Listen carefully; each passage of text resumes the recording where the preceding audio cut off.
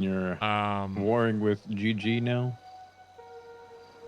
That's what I'm figuring out. I mean, here's the thing, son. This isn't even about GG. They're just getting in the fucking way. And the problem is, if they keep getting in the fucking way, they're gonna get fucking blasted. But GG doesn't have anything that I fucking want. I don't war with people in this city unless there's something I need from them. The only thing that GG's fucking done right now is piss me the fuck off and take advantage of my fucking trust. But what kind of war term is that? Oh, I'm gonna risk more of my boys' lives because you disobeyed my fucking trust. It's like, I need D, but as long as D hangs around with GG, then yeah, they're gonna get in the fucking way, and then yeah, of course we're gonna have to do something with that. And then at that point, once we start busting on GG, that's gonna give them more than enough reason to just go to full war, and then it's gonna get fucking convoluted as to what people are even fucking fighting for. And then we're not gonna have an end fucking term because the only thing we want is fucking D.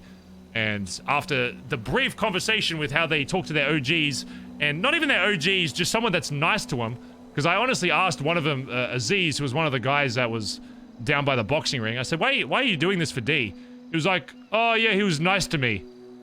I was like, you think he wasn't? Like, we've been with D more than I've been with D more than anybody else in this fucking city by a long shot.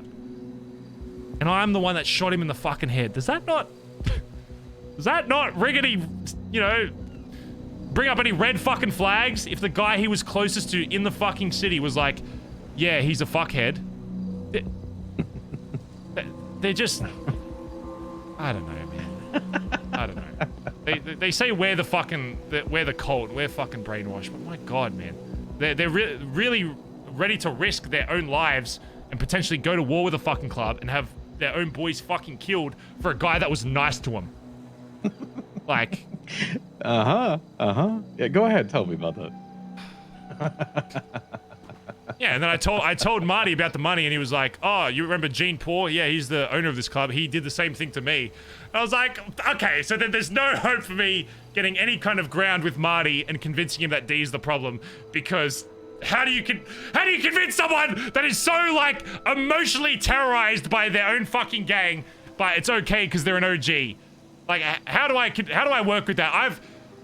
Listen, son, I'm usually pretty good at convincing people of things, even if they don't want to, but how do I convince someone that is that fucking brainwashed?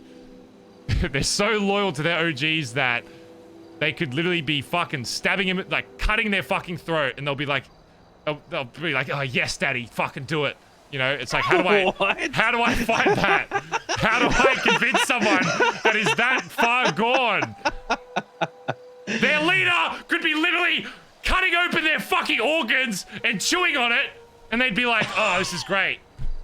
How do I emotionally manipulate someone into thinking like myself and convincing him that my way is the right way when when they do that?